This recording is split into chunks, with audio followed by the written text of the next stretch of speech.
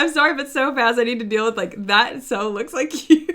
This guy right here. Kind of does. Okay, anyways, back to the story. I'm just going to say, first of all, I'm going to disclaimer this. Dave and I don't obviously have a personal being gay and coming out. So this is just going to be from our perspective of like what our advice would be.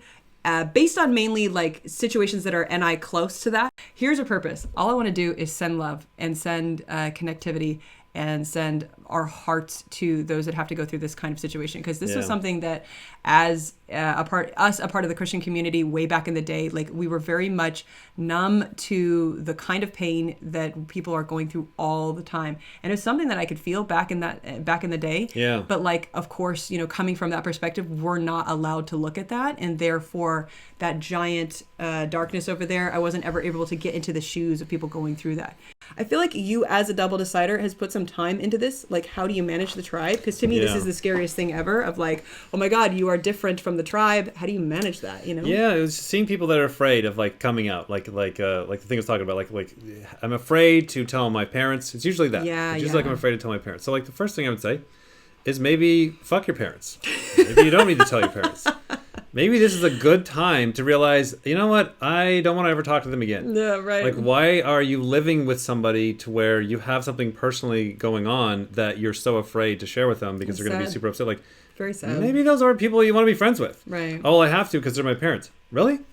Why? Because you're related to them? How old are you? But the thing is, though, a lot of these kids might be young and they're like, okay, so do I just literally like clench my identity till I turn 18 and leave the house? And it's like, technically you'd have to look at what would happen if you shared that with your parents, and your parents are the kind of parents that would literally kick you out. You have to eat, sucky as that is, all the hell until you're 18 to 21. It's really, like, really, that's really not bad. the only thing in life you got to just fucking take. That's like, true. From what I've seen from people like Darren Brown and many other people that are talking about like their coming out story, you know, Darren Brown's a good one to kind of start with, you know, because he's got a great, raised Christian, right, and then became right. atheist as well as gay, and so there's the Right. same thing of like having to come out to the church and his family and his friends twice. I know, on poor guy. two offenses, yeah. and really his story of like how much he realized like, wow, everybody really doesn't care. Like, sure, I know, people, that's true. Yeah. Well, some of his friends, yeah. For like Didn't care. 20 years later, it's like happens for like 5 minutes. Somebody's upset, but like your parents and your friends have so much other drama going on in their life.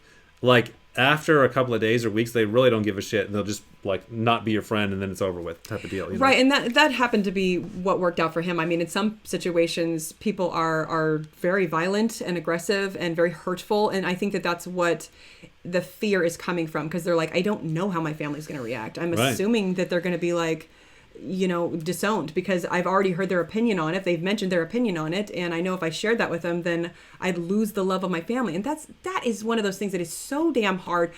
I guess if it were me, because technically I have a similar story, nowhere near, I know it's not an identity thing, so it's very much a different situation. I'm trying to like relate to my situation of like going through Christianity. That's a big one. That one, yeah, we see for everybody else too. Right, and I would honestly say the thing to start losing Christianity, like, and not being able to share that with family there members. You go, just to give you the sensor, like that's what we see ourselves and many other people going out there is like, oh, I have to come out to my friends and family because I'm gay, or I have to come out to my friends and family because I'm losing my faith in God in church. Yeah, those are both pretty big. Obviously, one's bigger than the other, but they're both pretty big transitions in life. Really, the bottom line, if you were to NI this, it's something where you are possibly getting disowned by your current tribe. Yeah, right. And that's what becomes really heartbreaking, especially if it's your identity of like, I'm actually gay and I'm getting disowned by my tribe. And you're on like the raft going down the river of reality. You're like, look, I can't pretend that I'm not gay. I can't pretend that I'm losing my faith in God. I can't fake this anymore. Right. So you have the non-movable of reality, and then you have the non-movable of your family that's like, well, we don't agree, and that's the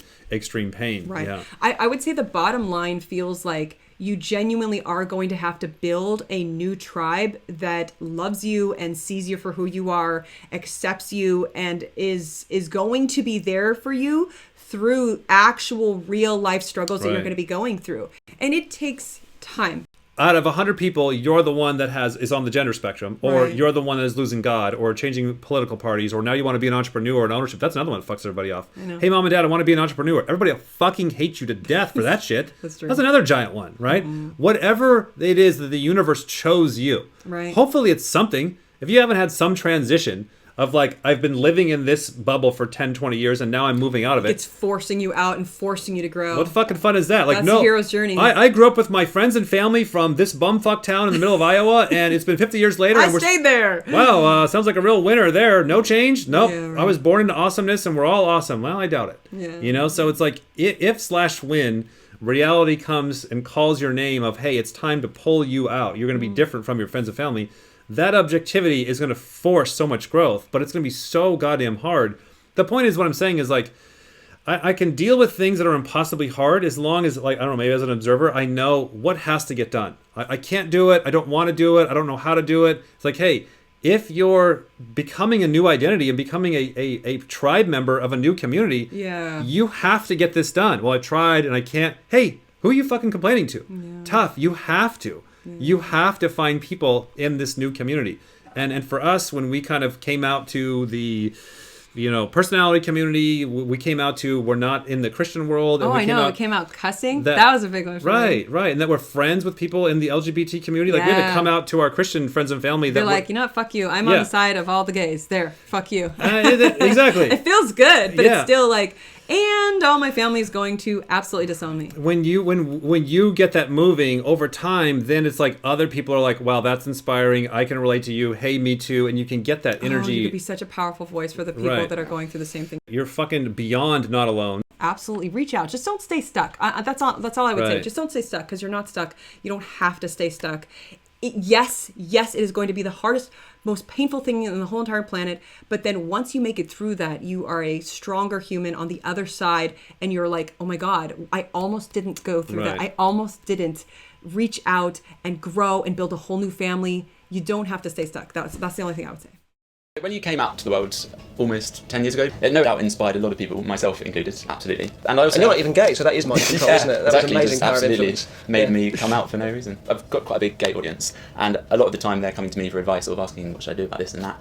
What was the one thing you'd either sort of tell them or perhaps tell your younger self? I mean, times have changed even since I came out, I'm sure. But I think the big thing is, and you kind of suspect it, but you don't realise until you do come out, is the full force of people's indifference. I mean, no one really cares. It's sort of, they really don't care. There's no reason why they should. You care because it's become a huge thing that you feel you're carrying around with you, and then you tell people, and they either worked out anyway, or the only thing that's interesting is when you're clearly hiding something. That's interesting to people, and that's a talking point. Right.